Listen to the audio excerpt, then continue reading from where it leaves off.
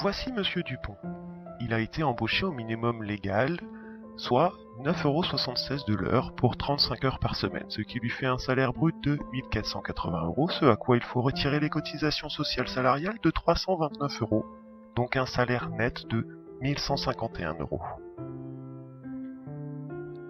De son côté, l'entreprise va donc payer le salaire net de 1151 € plus les cotisations sociales salariales et les cotisations sociales patronales, soit un coût total de 2112 € pour Monsieur Dupont.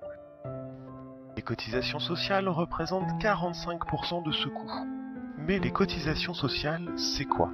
Les cotisations sociales sont des prélèvements sur la valeur ajoutée assis sur les salaires. Les cotisations font partie de la répartition opérée sur la richesse nationale créée au cours de l'année, ou PIB.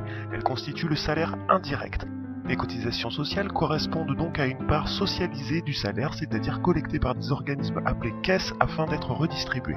Les cotisants bénéficient en contrepartie d'une couverture partielle ou totale de frais divers engendrés par l'un des grands risques que sont le chômage, la vieillesse, la famille, la maladie et les accidents du travail et maladies professionnelles. Les termes de cotisation sociale sont les termes utilisés usuellement par l'administration et les pouvoirs publics français. Ils sont habituellement dans l'usage courant et dans la presse remplacés par les termes charge sociale, ce qui, selon certains auteurs, serait une manipulation idéologique du langage. Revenons sur certaines notions. Les cotisations sont donc un salaire indirect, elles appartiennent aux salariés. Elles sont collectées par des organismes et redistribuées en cas de besoin, chômage, vieillesse, famille, maladie, etc. Les cotisations sociales sont appelées charges sociales. C'est un abus de langage qui représente une manipulation idéologique du langage. Le salaire du salarié de 2112 € est donc réparti directement aux salariés pour 1151 et le reste aux organismes sociaux. Ces 15 dernières années, la situation économique de la France a souvent été mise au devant de la scène. Pour faire face au déficit annoncé des entreprises et aux chiffres alarmants du chômage, 2 lois ont donc permis de réduire le coût du salarié dans l'optique de favoriser l'emploi. La loi Fillon et le CICE. Loi Fillon, loi 2003-47 du 17 janvier 2003 a créé une réduction générale des cotisations patronales URSSAF, loi dite réduction Fillon. Le CICE, crédit d'impôt, compétitivité emploi, créé par l'article 66 de la loi finance rectificative de 2012 mise en place en 2013, aussi appelée pacte de responsabilité. Mais quelle est la conséquence de ces lois ? Sur un coût total d'un salarié au SMIC, soit 2112 €, est appliquée la réduction Fillon, environ 415 €, et le CICE, 38 €, soit une économie pour un salarié de 441 €.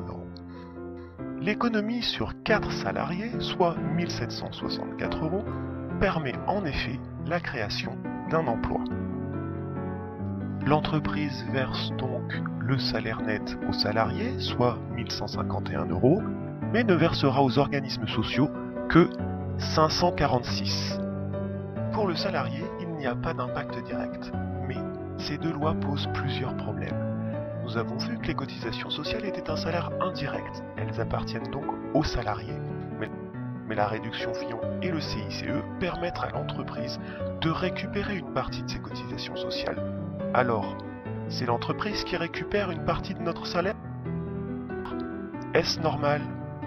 La réduction Fillon représente environ 20 milliards d'euros par an. En 2015, le CICE représente 17 milliards d'euros. Alors que les caisses d'aide sociale ne reçoivent pas nos cotisations et que la sécurité sociale s'endette, vous trouvez ça normal ? L'économie effectuée par l'entreprise devait créer des emplois et donc baisser le nombre de demandeurs d'emploi. Est-ce que cela a été fait ? Non. Pourquoi ? Les cotisations baissent, les dividendes augmentent. Est-ce que vous trouvez ça normal ? Les impacts de ces 2 lois ? Augmentation de la dette sociale, baisse du salaire indirect, et toujours pas de création d'emplois.